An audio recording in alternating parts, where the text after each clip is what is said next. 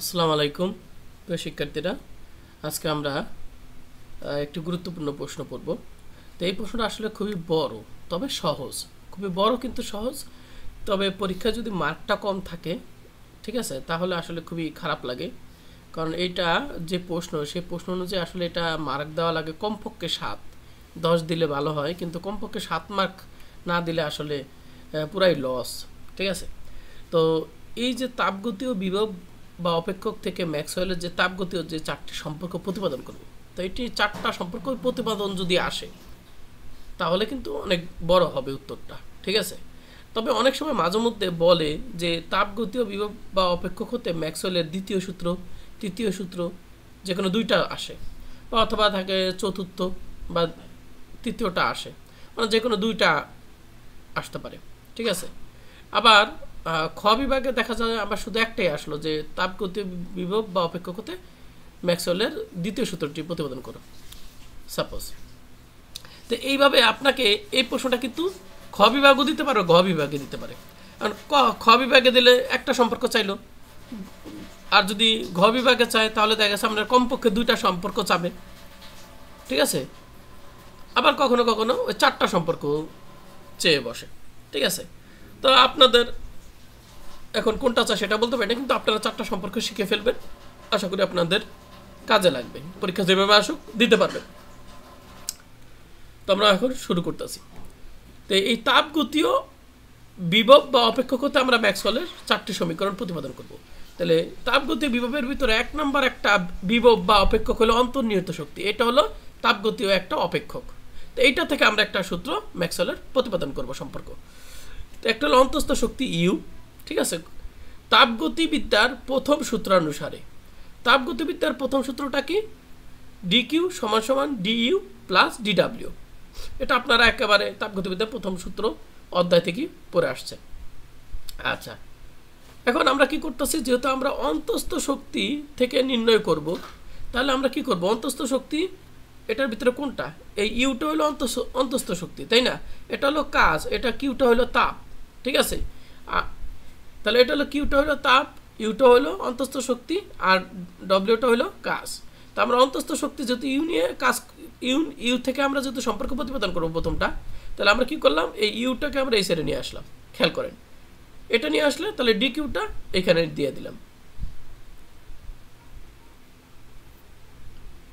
Sorry, এটা আমরা যেহেতু ডি ইউটা ইউএরটা আমরা রাখবো, তাহলে ইউএরটা আমরা যে জায়গায় আছে সে জায়গায় রেখে দিই। তাহলে ডিডাব্লিউটাকে কী করতে হবে? এইখানে সরিয়ে দিতে হবে। তাহলে ডি ইউটা রেখে আমরা যদি ডিডাব্লিউটা এইখানে নিয়ে যাই, তাহলে কি হয়? ডিডাব্লিউ সমান সমান কী হয়?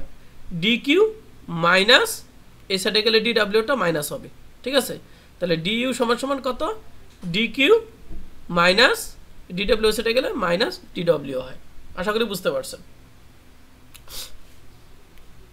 এখন দেখেন, এখন আমরা এই ডিডব্লিউ মানে কি? কাজ। এটা হলো কি? কাজ। আর কাজ সমান সমান হলো চাপ গুণন আয়তন বৃদ্ধি। কাজটা হলো কি? একটা গ্যাসের উপর আমরা যখন প্রেসার দিব, প্রেসার দেওয়ার কারণে যদি তার আয়তন এই ডিবি পরিমাণ বৃদ্ধি পায়, প্রেসার দেওয়ার কারণে গ্যাসের যদি আমরা চাপ প্রয়োগ করি, তাহলে যদি আমরা ওই গ্যাসের আয়তন যদি ডিবি পরিমাণ বৃদ্ধি পায়, তাহলে কি হবে? তাহলে তার কাজ হবে ওই পি আর ডিবি যদি গুণ করি, চাপ আর আয়তন বৃদ্ধি যদি গুণ করি, তাহলে আমরা ওই গ্যাস কর্তৃক আমরা যে কাজ সেটা আমরা পেয়ে যাব। তাহলে এটা আমাদের 1 নম্বর সমীকরণ রয়ে গেল। এখন আসছে আমরা দ্বিতীয় সূত্র। এখন তাপগতিবিদ্যার দ্বিতীয় সূত্র আপনারা জানেন, ডি কিউ সমান সমান টিডিএস, অর্থাৎ তাপের পরিবর্তন সমান সমান তাপমাত্রা গুণন হইল এসটা হলো এন্ট্রপি, বলে এন্ট্রপির পরিবর্তন। আর পরীক্ষা 1 মার্কের কিন্তু প্রশ্ন আসে যে তাপগতিবিদ্যার দ্বিতীয় সূত্রটি লেখো। তো অনেকে বাংলা লিখতে পারে না ভাই, তারা অন্তত কমপক্ষে সমীকরণ লিখলেও কিন্তু 1 মার্ক পেয়ে যান। তাপগতিবিদ্যার প্রথম সূত্র ক মার্কে আসতে পারে, 1 মার্কের ব্রিফ কোশ্চেন। শুধু এই সূত্রটা লেখেন না, এই সূত্রটুকু লেখলে তো 1 মার্কের কোশ্চেন আবার কাজে লাগে। তাহলে বড় প্রশ্ন বললে ছোট প্রশ্ন কিন্তু অনেক হয়ে যায়। আচ্ছা, এখন দেখেন, এটা আমরা লিখলাম। এখন এই দ্বিতীয় সূত্র যে ডি কিউর যে ভ্যালুটা, এটা আমরা এখন এইখানে বসিয়ে দিব। তো 1 ও 2 নং হতে পাই, অর্থাৎ ডি কিউ এর ভ্যালুটা আমরা এই 1-এ বসিয়ে দিলাম। এই দেখেন টিডিএস বসিয়ে দিলাম। বসিয়ে দেওয়ার পর আমাদের 3 নম্বর সমীকরণ দাঁড়াইছে। কত নম্বর? 3 নম্বর সমীকরণ দাঁড়াইছে। আচ্ছা, আপনারা যদি এই প্রথম সম্পর্কটা প্রতিপাদন যদি আপনি শিখতে পারেন, পরবর্তী সম্পর্কগুলো আপনাদের সহজ লাগবে। কথা বুঝতে পারছেন? স্পেশালি এইখান থেকে এতটুকু এগুলো যা পড়াবো এগুলো সব একই থাকবে প্রায়, শুধু উপর থেকে এইগুলো একটু ভিন্ন হবে প্রত্যেকটার। বুঝতে পারছেন? তো মনোযোগ সহকারে একটু দেখেন প্রথম অংশটুকু। এবার আমরা যে 3 নম্বর সমীকরণ পাবো, এই 3 নম্বর সমীকরণকে আমরা এস এর সাপেক্ষে ব্যবকলন করব, কিন্তু বিটা তখন স্থির থাকবে। এখন কথা হলো আপনি কিভাবে বুঝবেন এই 3 নম্বর সমীকরণ এস এর সাপেক্ষে করব, ব্যবকলন করব, আর এই বিটা আমি স্থির রাখবো, এটা আপনি কিভাবে বুঝবেন? তো আসলে ডিটেলস বুঝাইতে গেলে অনেক কিছু, এই লাইনগুলো কীভাবে আসছে এটার আসলে অনেক ডিটেলস বিস্তারিত আছে, সেইভাবে করাইতে গেলে কিন্তু আসলে আপনারা ক্লাসই করবেন না। এই জন্য আমি কিন্তু শর্টকাট যে পদ্ধতি আছে সেইভাবে কিন্তু আমি করানোর চেষ্টা করতেছি। ঠিক আছে, মনে রাখবেন এই অংশটুকু একটু খেয়াল রাখবেন, এই অংশটুকু একটু খেয়াল রাখবেন। এখানে এস এর সাথে ডি আছে, মানে এস পরিবর্তনশীল, এস এর পরিবর্তন, আর বি সাথে ডি থাকা মানে কি? এই বি এর পরিবর্তন, মানে আয়তনের পরিবর্তন। এটা দ্বারা বোঝায় কিসের পরিবর্তন? এই দুটো দিয়ে খেয়াল করেন। আয়তনের পরিবর্তন এটা হলো, সরি এটা আয়তনের পরিবর্তন, এটা হলো এন্ট্রপির পরিবর্তন। তো আপনি কি করবেন? এই 3 নম্বর সমীকরণকে এই যে পরিবর্তন হইতেছে, এস পরিবর্তন হইতেছে আর হলো বি পরিবর্তন হইতেছে, এই সমীকরণে দেখা যাচ্ছে। তো আপনি কি করবেন? এই এস এর সাপেক্ষে এই যে সমীকরণ আছে এই তিনটাকে আপনি কি করবেন? ব্যবকলন করবেন। যখন এস এর সাপেক্ষে এইটাকে করবেন তখন এখানে দুইটা পরিবর্তনশীল আছে, এস আর বি। এর ভিতরে এস এর সাপেক্ষে যখন করবেন এটাকে ব্যবকলন, তখন এই বি এরটাকে আপনি স্থির রাখবেন। কথা কি বুঝাইতে পারলাম? বিটাকে তখন স্থির রাখবেন, তখন আমরা একটা রাশি পাবো। আবার পরবর্তীতে আমি দেখেন কি বলছি, 3 নম্বর সমীকরণকে বি এর সাপেক্ষে আংশিক ব্যবহার করুন। এবার আপনি কি করবেন? এই বি এর সাপেক্ষে আপনি আবার এটাকে করবেন, এবার এসটাকে আপনি স্থির রাখবেন। আসলে আশা করি আপনি বুঝতে পারতেছেন কি জিনিসটা বোঝানোর চেষ্টা করতেছে এখানে। মানে একবার এস এর সাপেক্ষে এটাকে করব, বিটাকে একবার স্থির রাখতেছি। আবার এবার আমি যাকে স্থির রাখছিলাম মানে বি এর সাপেক্ষে আবার এটাকে করব, 3 নম্বরকে ব্যবকলন, আংশিক ব্যবকলন, কিন্তু তখন আবার এসটা থাকবে স্থির। আপনি যদি বুঝতে পারেন তাহলে আপনার কাছে একটা সহজ কিছুই না। তো এখন দেখেন আমরা তাই করতেছি, এস এর সাপেক্ষে তাহলে আমরা করব বলছি। আর আপনি যদি আগে এই অংশটুকু আগে করেন, এই অংশটুকু পরে করেন, কোনো সমস্যা নেই, আগে এটা করেন কোনো সমস্যা নেই। এখন যেহেতু আমরা এস এর সাপেক্ষে করবো, তাহলে এই ডিইউটাকে আমরা এস এর সাপেক্ষে করলে যে ডিএস দ্বারা আমরা করতেছি, এই জায়গায় এস এর সাপেক্ষে আমরা ইউটাকে প্রথমে আমরা করতেছি। কথা বুঝতে পারছেন? এখন অনেকে বলবেন স্যার এখানে ডিটা এরকম সোজা ছিল, এইখানে যে এরকম বেঁকা হইল কেন? যখন আমি দেখেন এইটার নিচে তো আসলে আমাদের দেওয়া দরকার কি ছিল? এই ডি ইউ এর নিচে আমাদের এস এর সাপেক্ষে যখন করবো তখন তো আপনাদের এরকম এইভাবে দেওয়া দরকার ছিল, তাই না? এইভাবে দেওয়া দরকার ছিল না? ডিইউকে যখন এস এর সাপেক্ষে করবো তখন ডিইউর নিচে ডিএস দেওয়ার কথা। কিন্তু দেখবেন আমি এই ঘটনাটা ঘটাইতেছি, দেখেন ব্রেকেট দিয়ে আমি বুঝিয়ে দিছি, যখন বিটা স্থির তখন এই ঘটনাটা ঘটতেছে। এই যে ঘটনাটা ঘটতে এস এর সাপেক্ষে যে ইউর যে পরিবর্তন হইতেছে, এটা কোন অবস্থায় কোন সিচুয়েশনে ঘটতেছে? এটা হলো আয়তন যখন স্থির। আর এই সিচুয়েশনটা যখন আমি ব্রেকেট দিয়ে উল্লেখ করে দিব তখন আর ডিটা এইভাবে থাকবে না, তখন আপনি কি করবেন? এইভাবে দিবেন। কথা কি বুঝতে পারছেন? শেষ। এরপরে আপনারা আসেন এটার ভিতরে, তাহলে আমরা এই সেটটা আমরা করলাম এবং বিটা স্থির সেটা দেখাইলাম, বেঁকা হইল কেন সেটাও আপনাদের বুঝাইলাম। এরপর আসেন আমরা এস এর সাপেক্ষে করতেছি, এস এর সাপেক্ষে কি করতেছি এইটাকে। এখন দেখেন তো এই প্রথম অংশ তো আমাকে এস এর সাপেক্ষে করতে হবে, এটা করতে হবে। এই অংশটাকে যদি আমি এস এর সাপেক্ষে করি, দেখেন তো টি তো ধ্রুবক হবে না। এস এর সাপেক্ষে যদি এইটাকে করি তাহলে এই যে ডিএস, কথা কি বুঝতে পারছেন? এই যে এস এর সাপেক্ষে আমরা এইটাকে আমরা করতেছি, আশা করি বুঝতে পারছেন। এখন কথা হলো মাইনাস দিয়া আমি এখন এই অংশটুকু কেন করলাম না?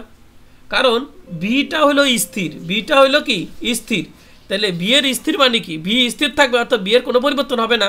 অর্থাৎ বির পরিবর্তন যেহেতু হবে না, তাহলে এই ডিবি দ্বারা কি বোঝায়? বি যেহেতু, তাহলে এটা হলো ধ্রুবক, এটা ধ্রুবকের মতন। তাহলে এইটা যদি আমরা ধ্রুবকের যদি আমরা ব্যবকলন করি তাহলে কি হয়, 0 হয়। তাহলে এটাকে যেহেতু বি ধ্রুবক মানে স্থির, তাই এইটার ব্যবকলন হবে 0। ওইটা আর আমি এখানে দেখাইলাম না। কথা কি ক্লিয়ার? আর এইটা যেহেতু আমরা এস এর সাপেক্ষে এই অংশটুকু করতেছি, তাহলে কিন্তু এস কে যদি আমরা এস এর সাপেক্ষে করি তাহলে এটার মান তো কত হয়ে যাবে, 1 হয়ে যাবে। আপনি যদি চান যে না এটাও আমি দেখাবো না, তাহলে তো আপনি জানেন এস এর সাপেক্ষে এটাকে করলে 1 হয়ে যায়। তাহলে আপনি এইটুকু না লিখে ডাইরেক্ট এটাও লিখতে পারেন।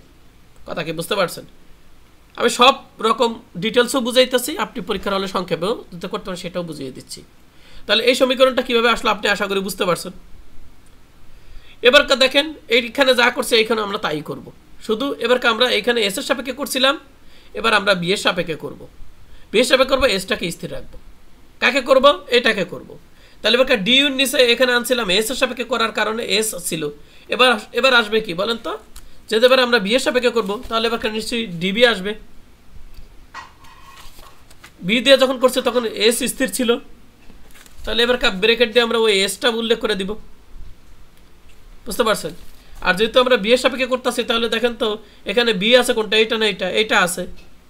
তাহলে এইটাকে ব্যবকলন হবে, এইটা তো ব্যবকলন হবে না, কারণ কি এস হলো স্থির। তাহলে এবার এইটা আমার কি হবে বলেন তো, লাড্ডু, এটা 0। এস স্থির তো, তাহলে এস এর পরিবর্তন হবে, তাহলে এটা 0 হবে, এটার ব্যবকলন 0 হবে। তাহলে মাইনাস পি, আর এটা হলো আমাদের বি এর সাপেক্ষে এটা করলাম, আর বি করলে তো এটা 1 হয়ে যায়। ঠিক আছে, তাহলে এটা আমরা পেয়ে গেলাম। এতটুকু আপনাদের আশা করি সহজ লাগছে।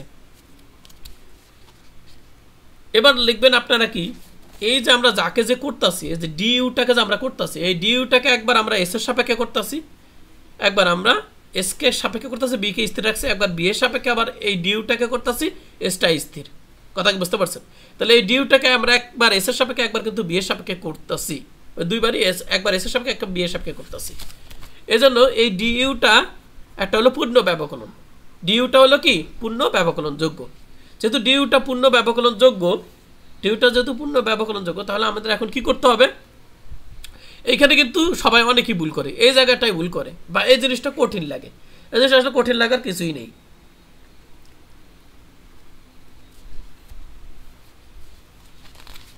দেখেন, আপনারা একটু দেখেন,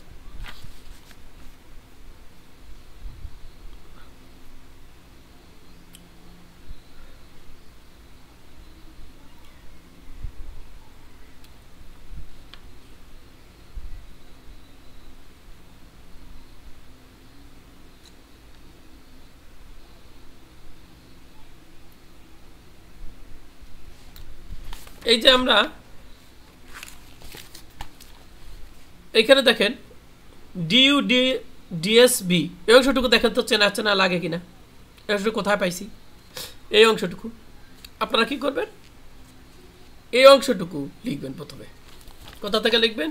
এই যে এটা, আমরা প্রথমে এইখানে চলে যাবেন, এই অংশটুকু লিখবেন। দেখেন তো আমি এই অংশটুকু যে প্রথমে যেটা পাইছি আর কি, এই অংশটুকু দেখেন তো আমি এইখানে লিখছি কিনা, লিখছি। কথা বুঝতে পারছেন? এখন এটার দিকে আপনি তাকাইলে একটু কি দেখতে পাচ্ছেন, আমরা এস এর সাপেক্ষে ইউকে করছি, বিটাকে স্থির রাখছি, তাই না? এস এর সাপেক্ষে এটাকে করছি, বিটাকে স্থির রাখছি। এইটাকে আপনি কি করবেন, এস এর সাপেক্ষে করতেছে বি স্থির, বি কে স্থির রাখছি না, আপনি এবার কি করবেন, এই পুরাটাকে আবার এবার বি এর সাপেক্ষে আপনি করবেন। ইউটাকে আমরা করতেছি কার সাপেক্ষে, দেখেন এখানে কার সাপেক্ষে করতেছি। আচ্ছা, সহজ কথা যদি আরো মনে রাখার জন্য আরো সহজ কথা যদি বলি, এই যে এখানে বি আছে না, এই যে বি, এই বি এর সাপেক্ষে, বিটাকে তো আমরা স্থির রাখছিলাম, এবার আমি বি এর সাপেক্ষে আমরা এই পুরাটাকে করব। তাহলে দেখেন তো এই অংশটুকুকে দেখেন ডি বাই ডিবি, মানে পুরাটাকে আমরা বি এর সাপেক্ষে করতেছি। এখন মনে রাখার জন্য আপনি এই যে বিটা আছে, এই বি এর সাপেক্ষে আপনি কি করবেন, এটাকে ব্যবকলন করবেন। কথা কি বুঝতে পারছেন? যখন আপনি বি এর সাপেক্ষে এটাকে ব্যবকলন করবেন, তখন আপনি স্থির রাখবেন কাকে, এসটাকে স্থির রাখবেন। দেখেন যখন আমরা এস এর সাপেক্ষে এটাকে করছিলাম তখন কোনটা স্থির রাখছি, এস এর সাপেক্ষে যখন করছি তখন বিটা স্থির রাখছি। যখন আপনি এইটাকে বি এর সাপেক্ষে করতেছেন, এটা বি এর সাপেক্ষে যখন এটা করতেছেন, তখন স্থির থাকবে কি বলেন তো, এস স্থির থাকবে। এই জন্য এই বি এর সাপেক্ষে যখন এটাকে করতেছে তখন এসটা স্থির থাকবে, এই যে এটা। আশা করি বুঝতে পারছেন। সহজ কথা আরও ব্যাপারটা মনে রাখা যায়। আপনি দেখেন এই জায়গায় এস, এই জায়গায় বি, একজন একজনের বিপরীত আছে। এই জায়গায় দেখেন একজন একজনের বিপরীত আছে। তা আপনি যখন এই অংশটুকু যখন আপনি এইখানে পেয়ে গেছেন, এই অংশটুকু যখন পেয়ে গেছেন, তখনই আপনি কিন্তু বুঝে ফেলবেন এই জায়গায় ডিএস আছে, তাহলে আমি এই জায়গায় ডিএল বাই ডেল বি দিব। যেহেতু এই জায়গায় ভি আছে, তাহলে সেকেন্ড ব্র্যাকেট দিয়ে এই কোণাতে আমি এস দিয়ে দিব। মানে কত রকমভাবে টেকনিক অবলম্বন করা যায়, আশা করি বুঝতে পারছেন।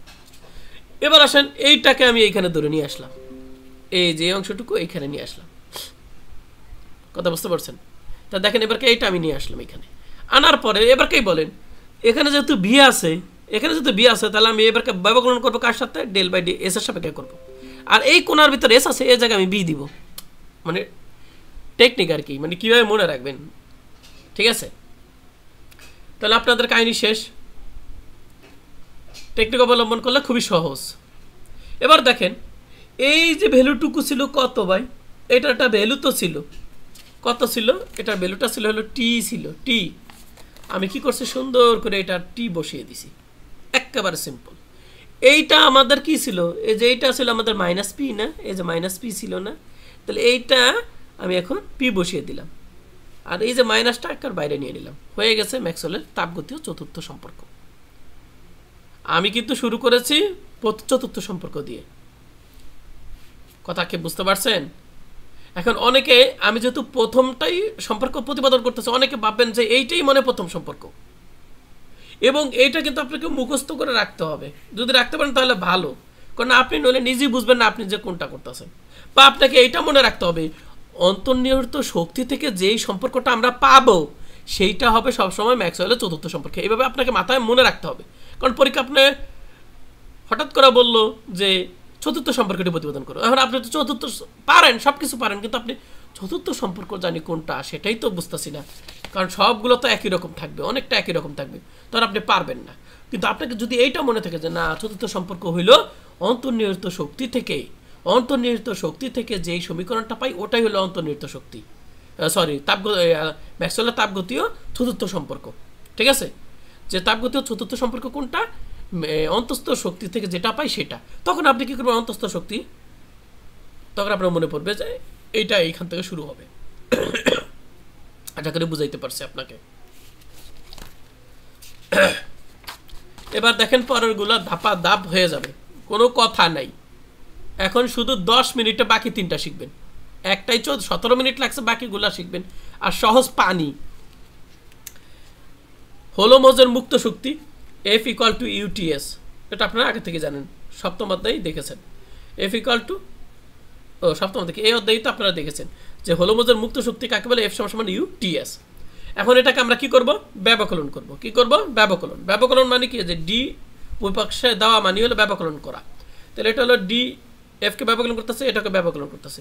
এখন ব্যবকলন আমরা কাকে করব, এইটাকেও করবো, এটাকেও করবো। তাহলে ইউকে আমরা করলাম, আর এইটাকে আমরা করতে গেলে আমাদের সূত্র পড়বে কি দেখেন তো, এটা আবার কোন সূত্র পড়ে গেছে, যে ডিডিএক্স এক্স ওয়াই এর সূত্র পড়ে গেছে। এক্সকে স্থির ধরে ওয়াইকে ব্যবকলন, ওয়াই সাপেক্ষে আবার ওয়াইকে স্থির ধরে আবার কাকে ব্যবকলন, এক্সকে ব্যবকলন, এটা হলো সূত্র পড়ে গেছে। তাহলে এটা হলো দুই চলকের সূত্র পড়ছে। তাহলে একবার আমরা টিকে স্থির ধরে এসকে ব্যবকলন যোগ, আবার আমরা এই এসটাকে স্থির ধরে এবার টিটাকে আমরা ব্যবকলন করলাম। আশা করি বুঝতে পারছেন। এরপর মাইনাস চিহ্নটা আপনি উঠিয়ে দিবেন, মাইনাস চিহ্ন ব্রেকেট উঠিয়ে দিলে প্লাসটা মাইনাস হয়ে যায়। আশা করি বুঝতে পারছেন। এরপরে দেখেন আপনারা কি করবেন, এখানে ডিইউ, এই ডিউ এর এই ভ্যালুটুকু আমরা এখান থেকে এই পর্যন্ত বসাইছি, সরি এখান থেকে না, এই পর্যন্ত আমরা বসিয়েছি ডিউ এর এই ভ্যালুটুকু। এর কত, এটা কোথা থেকে পাইছি, এটা কিন্তু আমরা এই যে এইখান থেকে আমরা পাইছি। ডিকিউ সমান, এই যে ডিইউ সমান সমান কত, ডিকিউ মাইনাস পিডিপি, ডিইউর সমান সমান এতটুকু, ঠিক আছে। এটা কিন্তু আমরা কি এখান থেকে আমরা পেয়েছি। এখন কথা হলো পরীক্ষা আপনারা কি করবেন, ওইখান থেকে আপনি বসিয়ে দিবেন, বুঝতে পারছেন। অথবা আপনি যদি চান তাহলে এটা কিন্তু আপনি করতে করতে কিন্তু এটা মুখস্থ হয়ে যাবে, ঠিক আছে। ডিইউ সমান সমান ডিকিউ মাইনাস পিডিবি, আর এখানে তো আপনি করবেনই, ঠিক আছে। সবচেয়ে ভালো হয় যদি বেশি গ্যাঞ্জাম লাগে আপনি একেবারে প্রথম থেকে সমীকরণগুলো প্রতিপাদন করে যাবেন, তারপর পরীক্ষায় যদি 2টা বা 3টা প্রথম দ্বিতীয় যেটাই আসুক সেটা আপনি দিবেন, আর বাকিগুলো সব কাটিয়ে দিবেন, আপনি সিরিয়ালভাবে করে যাবেন, তাহলেই ভালো হয়। ঠিক আছে, তাহলে আর গ্যাঞ্জাম লাগে না। তাহলে এই যে আপনি ওইখান থেকে আপনি বসিয়ে দিলেন এই ভ্যালুটুকু, কথা কি বুঝতে পারছেন? ভ্যালুটুকু আপনি কি করলেন, বসিয়ে দিলেন। আচ্ছা, এটা কিন্তু গুরুত্বপূর্ণ প্রশ্ন। এখন পরীক্ষা জানি না দেয় কিনা, না দিলে আসলে লস। এত গুরুত্বপূর্ণ একটা প্রশ্ন যদি পরীক্ষার হলে না দেয়, আর আপনারাও কষ্ট করে শিখবেন। তাহলে তাহলে এইটা কোথা থেকে আসলো? ওই 3 নম্বর সমীকরণ থেকে আমরা বসিয়ে দিছি এই মানটুকু। এরপর আমরা কি করলাম, টিডিএস এটা কেটে যায়, প্লাস মাইনাসে থাকে আমাদের এইটা আর এইটা, কথা কি বুঝতে পারছেন? এখন এইটা যখনই থাকবে তখন আপনি কি করবেন বলেন তো?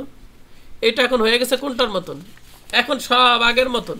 এই যে দেখেন আমরা একটা রাশিমালা পাইছিলাম, একবার এসের সাপেক্ষে আমরা এই যে দেখেন এস, এটা বি, এসের সাপেক্ষে একবার এটাকে ব্যবকলন করছি, এই বিটাকে স্থির ধরছি, আবার কি করছিলাম বি এর সাপেক্ষে করছি, এসটাকে স্থির ধরছি, করছি না? তাহলে আমরা এবার এটাকে তাই করব, আমরা এটাকে কি করব, তাই করব। এই যে আমরা বলছি এককে একবার টি আর বি এর সাপেক্ষে আংশিক ব্যবকলন করব। এবার আমরা একটু শর্টকাট নিয়ে আসছি, এবার আমরা কি নিয়ে আসছি, শর্টকাট নিয়ে আসছি। কারণ এইখানে আমি বারবার বলতে আর ভালো লাগে না, একবার বলছি কি, আপনি চাইলে বলতে পারেন যে একবার এই সমীকরণটাকে এস এর সাপেক্ষে করব, বিকে স্থির রাখবো, তা আপনি এই সিস্টেমে করতে পারেন।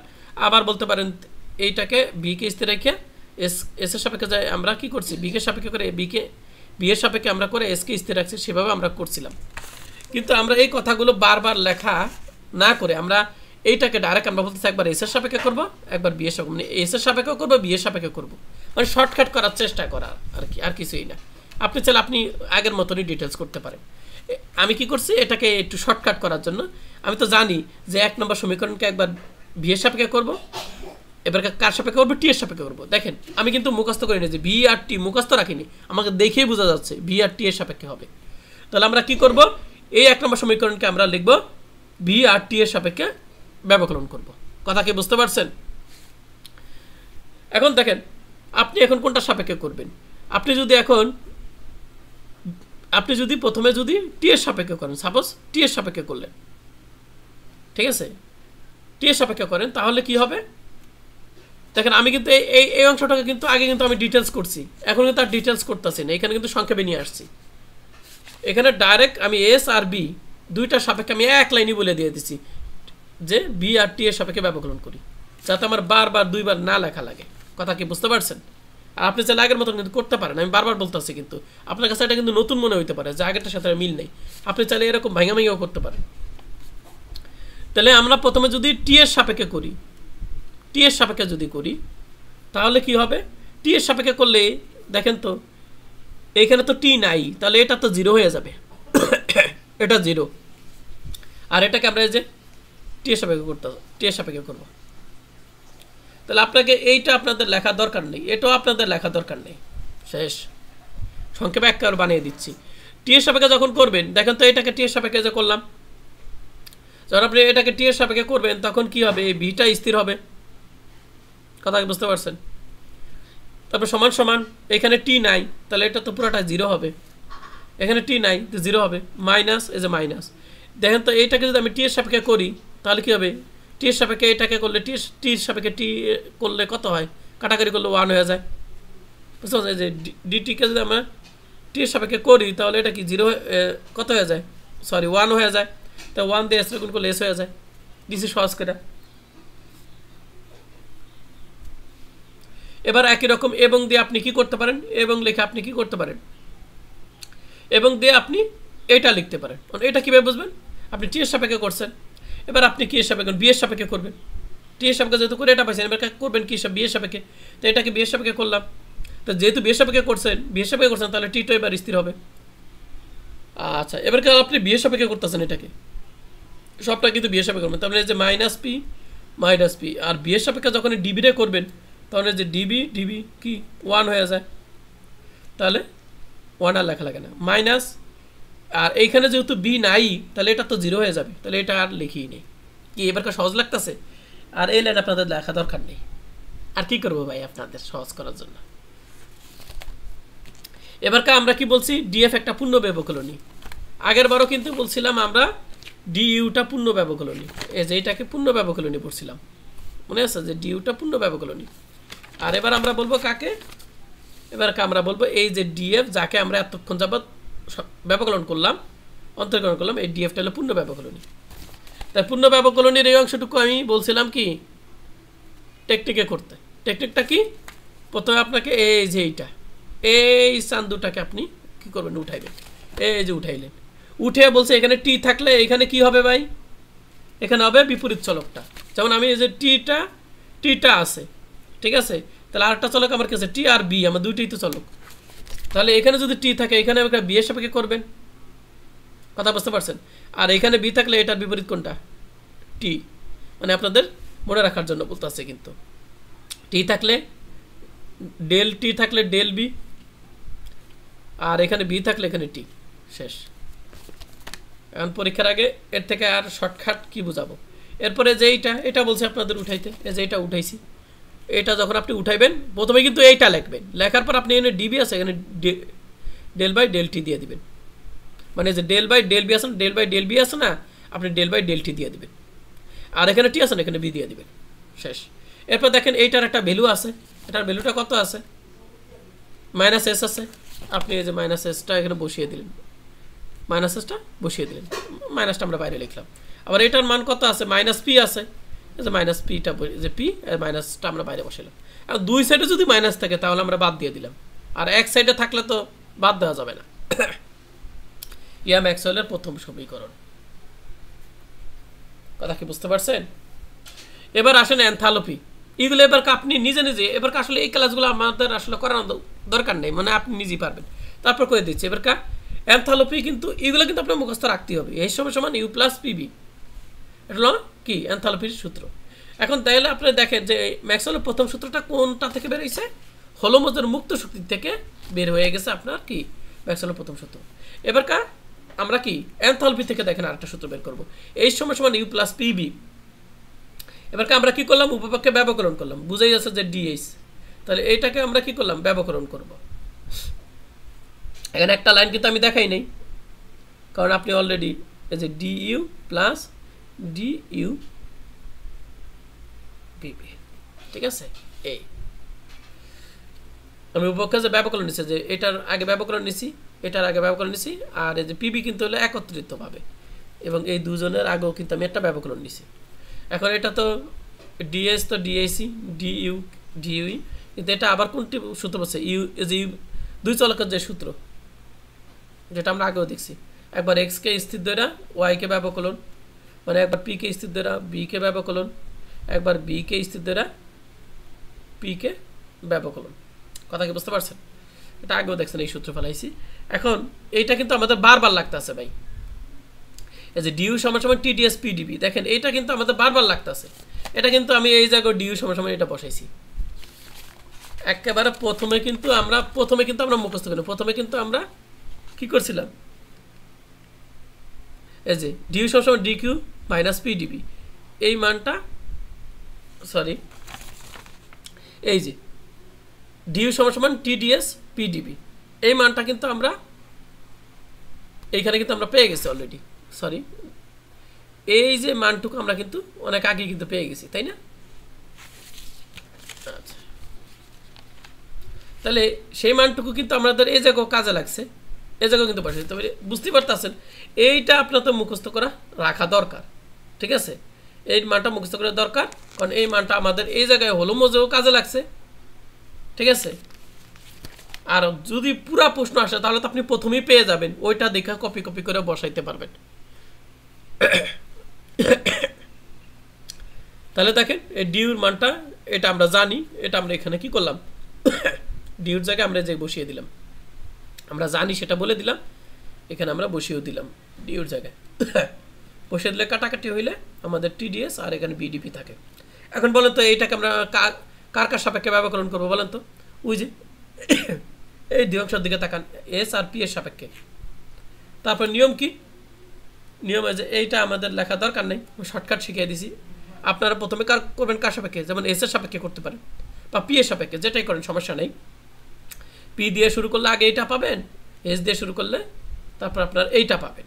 ঠিক আছে, এটা কোনো সমস্যা না। তো এবার যদি আপনি এস দিয়ে শুরু করেন এটাকে আর পি দিয়ে করেন, সমস্যা নেই। এখন যদি আপনি এস দিয়ে করেন তাহলে কী হবে, এস দিয়ে যদি শুরু করেন তাহলে এটা নিচে কী হবে, ডিএস হবে, আর পিটা তখন স্থির হবে। ঠিক আছে, আর যেহেতু আপনি এস দিয়ে করতেছেন তাহলে দেখেন তো এই অংশে এস আছে, হ্যাঁ আছে, তাহলে এস দিয়ে এই এসকে করলে কত হয়, 1 হয়ে যায়, তাহলে শুধু টি থাকে। আর এটার ভিতরে কি এস আছে, আপনি যেহেতু এসের সাপেক্ষে করতেছেন, এই অঙ্কে এস নাই, তাহলে এটা 0 হবে, তাহলে +0, এটা লেখা লাগে না। এগুলো দেখেন সব কিন্তু আগের মতন, সব কিন্তু আগের মতন, এগুলো কিন্তু এখন আর মনে হয় যে আর বোঝানো বেশি একটা লাগে না। আবার দেখেন এই পি এর সাপেক্ষে আমরা এটাকে করলাম, এই যে পি এর সাপেক্ষে করলাম, এটা আর এখানে দেখানোর দরকার নাই, এখানে শুধু এবং দিয়া এটা লিখে দেন, এই যে পি এর সাপেক্ষে করলাম। এখন এটার ভিতরে দেখেন পি নাই, তাহলে কিন্তু ওই অংশটুকু আমার 0, তাহলে এই যে প্লাস এইটা আছে পি, তাহলে এই যে পি এর সাপেক্ষে পি রে করলে 1 হয়ে যায়, তাহলে থাকে শুধু বি। কি এখন কি সহজ লাগতেছে, তাই তো? তারপরে দেখেন কি করব, তারপর আমরা ওই যে বলছিলাম ডিএস একটা পূর্ণ ব্যবকলন, কি এখন তো মনে হয় আপনাদের সব সহজই লাগতেছে। এরপরে কি করবেন আপনারা, এই অংশটুকু উঠাইবেন, এই অংশটুকু উঠে এখানে ডেল বাই ডেল এস থাকলে এখানে ডেল বাই ডেল পি বসাইবেন। এখানে পি হইলো কেন, ওই যে একটা যদি এস হয় আর একটা হলো পি, তাহলে এটা যদি এস হয় এইখানে অবশ্যই পি হবে, এখানে পি হইলে এখানে এস হবে, তাহলে এটাও কিন্তু একই রকম। এটা হলো আমাদের দ্বিতীয় অংশটুকু, এই যে এই অংশটুকু আমরা কি করবো, প্রথমে উঠাবো শুধু এই অংশটুকু, কিন্তু উঠে এখানে ডেল বাই ডেল পি আছে, এখানে ডেল বাই ডেল এস বসাবো, এখানে এস থাকলে এখানে পি বসাবো। তারপরে এই অংশটুকুর যে মান আছে ভ্যালুটুকু, এই অংশের ভ্যালুটুকু কত আছে, আমার টি আছে, শুধু এই অংশটুকুর মান কত আছে, এই যে টি আছে, বসিয়ে দিব। আর এই অংশটুকুর মান আছে কত, ভি আছে, এটা আমরা কি করব, আমরা এই যে এখানে বসিয়ে দিলাম। এটা হলো ম্যাক্সওয়েলের তৃতীয় সমীকরণ, এটা হলো ম্যাক্সওয়েলের কত, তৃতীয় সমীকরণ। তাহলে কি আশা করি বুঝতে পারছেন যে এনথালপি থেকে ম্যাক্সওয়েলের তৃতীয় সমীকরণ বের হচ্ছে। এবার আসুন গিবসের সমীকরণ, কি এটাকে আর বোঝানো লাগবে, এটা একই রকম, আর কি বুঝাবো, শুধু গিবসের অপেক্ষকটা মনে রাখতে হবে। ঠিক আছে, জি সমান সমান এস মাইনাস টিএস। এরপর আপনারা কি করবেন, এই সমান সমান হলো ইউ প্লাস পিবি, এই সমান সমান কত, ইউ প্লাস পিবি, এই সমান সমান ইউ প্লাস পিবি, সেটা তো আপনি এইখানেও অ্যাপ্লাই করছেন। ঠিক আছে, এই সমান সমান কত, ইউ প্লাস পিবি, সেটা কিন্তু আপনি এই যে এইখানেও কিন্তু বসাইছেন। এনথালপির সূত্রটা যখন আপনি এই প্রশ্ন যখন পড়বেন, যে এই সমীকরণ প্রতিপাদন শিখবেন, তৃতীয় সমীকরণের প্রতিপাদন, তৃতীয় সম্পর্কটা, তখন তো আপনি বসাইছেনই, বসিয়ে দিবেন। এখন দেখেন ইউ প্লাস পিবি, আর ইউ প্লাস পিবি আপনি কত পাইছিলেন, ও এই এখন আমরা কি করতেছি, আমরা এখন ব্যবকলন করতেছি। তাই দেখেন এটার আগে আমরা ডি দিছি, এটার আগে ডি দিছি, আর এটার আগে ডি দেওয়া মানে কি, এটা আমি ডাইরেক্ট করতেছি, এটা মানে ডি দেওয়া মানে এটা যদি এক্স ওয়াই এর সূত্র পড়ছে, অর্থাৎ একবার পি কে স্থির, ভি কে ব্যবকলন। দেখেন আপনি চাইলে কিন্তু এভাবে দিয়ে এক লাইন রাখতে পারেন, পরে করতে পারেন, আপনি যখন করতে করতে বুঝে যাবেন তখন কিন্তু আপনি এটাকেও ব্যবকলন হবে, তাহলে পি কে স্থির, ভি কে ব্যবকলন, পি কে ব্যবকলন, একসাথে করে এক লাইনই করে নেবেন। আবার এইভাবে এক লাইন রাখা দরকার নেই, মাইনাস। এরপরে দেখেন এটাও কিন্তু আমাদের এই সূত্রই পড়ছে। ঠিক আছে, একবার টি কে স্থির, এস কে ব্যবকলন, ঠিক আছে, আবার এস কে স্থির দ্বারা টি কে ব্যবকলন। ঠিক আছে, কিন্তু এখানে কিন্তু খেয়াল করবেন, এখানে ব্রেকেট না দিলে কিন্তু চরম ভুল করবেন, মারাত্মক ভুল করবেন, কারণ আপনি যখন ব্রেকেট দিবেন না তখন কিন্তু আপনি এখানে ব্রেকেট ছাড়াই প্লাস বসিয়ে দিবেন। ঠিক আছে, কিন্তু এখানে পিছনে মাইনাস থাকার কারণে আপনার অবশ্যই এটা ব্রেকেট দিতে হবে। পরে ব্রেকেট উঠাইলে এখানে মাইনাসের কারণে এই প্লাসটা মাইনাস হয়ে যাবে। এরপর কাটাকাটি করে যা থাকে দেখবেন দুজন থাকে, আর দুইজন থাকা মানে আপনি পেরে গেছেন, না, কারণ আপনি সিস্টেম এবার জানেন। এখানে কিন্তু আমরা ওই যে দেখেন এই ডিউ এর ভ্যালুটা কিন্তু আবারও এটা বসাইছি, এটা কিন্তু আমাদের প্রত্যেক কোনো জায়গায় ছাড় দেয় না, এটা আমাদের সব জায়গায় মুখস্থ করা লাগছে, এই যে ডিউ। ঠিক আছে, যতক্ষণ যাবত এই দুইটা না আসতেছে এরকম দুইটা, তখন কিন্তু আপনি উত্তর মিলাইতে পারবেন না। তাহলে এবার দেখেন আবারও কি করতে হবে, এই এক নম্বরকে একবার পি এর সাপেক্ষে একবার টি এর সাপেক্ষে ব্যবকলন করতে হবে। তারপর ব্যবকলন করে আপনি ডাইরেক্ট লিখবেন, যখন আপনি পি এর সাপেক্ষে করবেন তখন এটা ডিজি নিচে ডিপি, তখন এই যে টিটা স্থির ধরবেন, যার সাপেক্ষে করতেছেন, পি এর সাপেক্ষে করলে টিটা স্থির, এই জন্য টিটা আমরা কি স্থির লিখছি।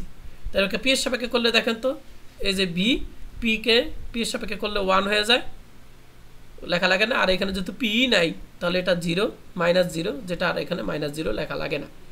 এরপর আপনারা কি করবেন, এবং দিয়ে আপনি কি করবেন, এবং দিয়া টি এর সাপেক্ষে করবেন, তাহলে ডিজি নিচে টি দিয়ে করলেন, এখানে আপনি পি বসিয়ে দিলেন।